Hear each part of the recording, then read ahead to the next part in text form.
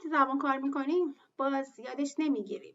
سلام، وقتتون بخیر باشه. من راد هستم، منتور زبان انگلیسی و در ادامه ویدیو قبلی دارم تلاش میکنم که این باور رو بهتون بدم که مسیر یادگیری زبان انگلیسی یک کمی میتونه متفاوت باشه و با اون چیزی که ما در واقع در مدارس و دانشگاه یاد گرفتیم کاملا فرق داره. قبل از که بخوام درس رو شروع بکنم و دیتا رو با شما شیر بکنم، بعد این نکته رو یادآوری بکنم که daily efforts turns impossible into inevitable. این یعنی چی؟ تلاش‌های روزانه برای رسیدن به هر هدفی واقعا هر غیر ممکنی رو ممکن میکنه. اگر شما اینجا هستید، اگر حس میکنید سنتون اجازه نمیده زبان جدیدی کار بکنید، اگر حس میکنید مشغله اجازه نمیده، شرایط محیطی اجازه نمیده، باید بگم که در اشتباهید. همه ما آدم‌ها شرایط بغرنج شدید و عجیب غریبی داریم سپری میکنیم، ولی این به این معنی نیست که هدفهامون رو بذاریم کنار. ممنونتون میشم اگر تلاش میکنید مهارتی یاد بگیرید، اون رو روزانه فالوش بکنید. خب بریم سر وقت دومین اصل از کتاب Make It Stick. قراره که یادگیری رو بچسبونیم به ذهنمون. اولین تکنیک درباره بازیابی بود، ویدیوشو دیدید. دومین تکنیک درباره اسپیسد پرکتیسه. ببینید ما ایرانی‌ها زمانی که داریم یک مهارتی یاد میگیریم، از اونجایی که شل کنمون زیاده، میایم و یهو شیرجه میزنیم تو دیتاهای زبانی. یعنی شب امتحانی یهو درس میخونیم و الان خصوصا دهه 80 به بعدا ماشاءالله دیگه عادت کردن به این که با چند تا جزوه شب امتحان داستانو هم بیارن. متاسفانه یادگیری زبان انگلیسی از این قاعده پیروی نمیکنه. ما باید بلد باشیم از شب امتحانی درس خوندن فاصله بگیریم و خودمون رو در واقع یه جوری عادت بدیم که بتونیم با فواصل مختلف دیتاهای زبانی رو کاور بکنیم. اسپیس پرکتیس اتفاق عجیبی نیست.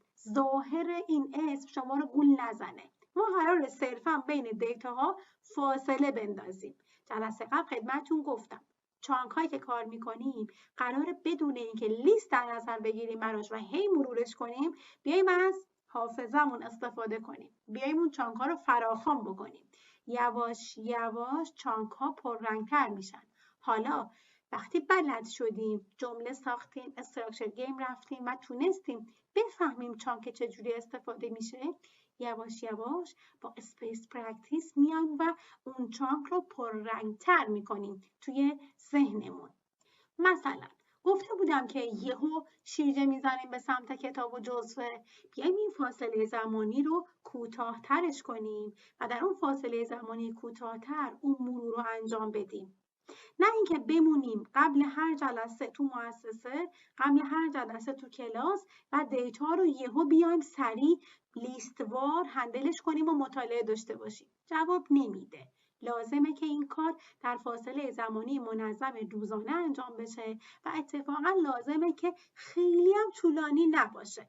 من از روشی که در منتورینگ استفاده میکنم بهتون بگم و اون اینه که غالباً رفقا میان و دیتاها رو حس میکنن که میتونن شب امتحانی هندل بکنن. خصوصا اونایی که اوایل من رو نمیشناسن غالباً این اشتباه رو انجام میدن. میدونید اشتباه چیه؟ بریم اسلاید بعدی.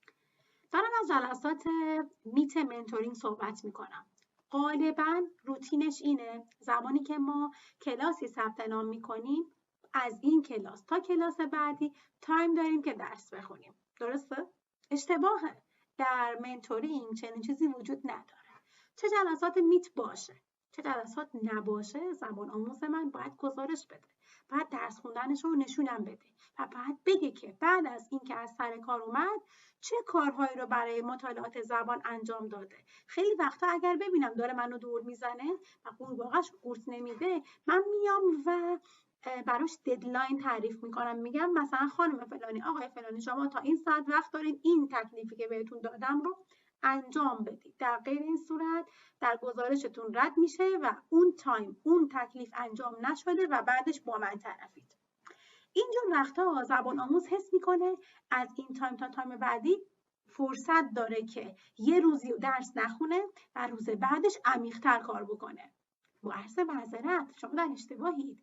ما باید اسپیس پرکتیس رو به کار بگیریم.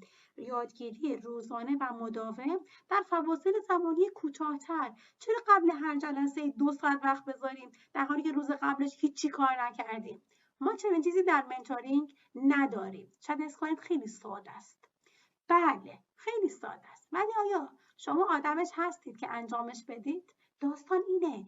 فکر میکنیم که بلد شدن، زبان کار کردن اتفاقیه که روش‌های عجیب غریبی داره. اصلا اینطور نیست. مسیر یادگیری زبان پرچالشه، پرتنشه، گاهی وقتا اذیت کننده است. در کنار اینکه ما در واقع خودمون رنج‌ها و مشکلات خاص خودمون رو هم داریم. این هم میاد اضافه میشه و قوز بالا قوز میشه. ولی اون مهارته قرار نیست علیرغم چالشی بودن زندگیمون خودش هم روش چالشی داشته باشه. نه، روش یادگیری زبان روش ساده ایه. همین سادگیه که من دارم براتون توضیح میدم. ولی آیا این سادگی ما رو گول نمیزنه؟ چرا؟ ما گول میخوریم. حس میکنیم اسپیس پرکتیس کار عجیب غریبیه و چون خیلی ساده است به دردمون نمیخوره. انجامش بدید. حتما به من فیدبک بدید و بگید که بعد از این بازه زمانی که خودتون برای خودتون تعیین میکنید با این منظم درس خوندن و فاصله انداختن بین دیتاها بعد بازیابی اطلاعات چانکی آیا موفق تر نبودید؟ آیا اون چانکه، اون دیتاها، اون یادگیری مهارته توی ذهن شما پررنگتر جا نگرفته؟ واقعا اینطوره. اگر واقعا بخوایم مصمم باشیم در آسون یاد گرفتن زبان، در اینکه این پیچیدگی عجیب غریبی نداره، ما موفق میشیم.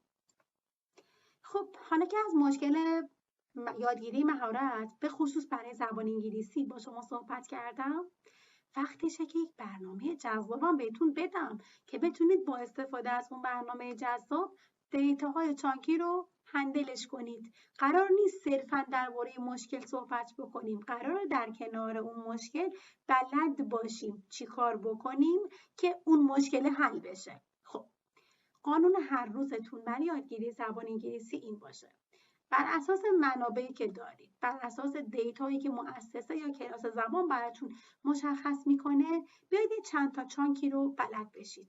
بازیابی هم که تمرین کردید از ویدیو قبلی. اینجا قراره بین فواصل زمانی در طی روز به طور مثال بیایم چند دقیقه‌ای رو، 20 دقیقه نیم ساعتی رو با اون دیتاها یک مرور اجمالی داشته باشیم. چانک‌های قدیمی‌تر رو بیایم اضافه کنیم به چانک‌های جدید و از تکنیک استراکچر گیم استفاده کنیم. استراکچر گیم در واقع بازی با چانک‌های زبانیه. این که من بلد باشم بتونم با استفاده از چانک‌های مختلف و گاهی بی ربط یک داستانی تعریف بکنم. اگر دوره اسپیکر شو یا مستر شو رو دیده باشید در کانال، متوجه میشید که این استراکچر گیم ظاهر عجیب غریبی داره ولی کم کم ما رو ایده پرداز میکنه. و اگر باز هم دلتون میخواد بیشتر و عمیق‌تر درباره استراکچر گیم بدونید، لازمه که به آیدیا پول دوره نیتیو شو مراجعه بکنید. همه ویدیوها در بردارنده این ساختارها هستن. کمکتون میکنن عالی باشید. حس میکنیم که پیچیدگی عجیبی داره ولی واقعا اینطور نیست. شما رو دعوت میکنم به ساده زبان خوندن.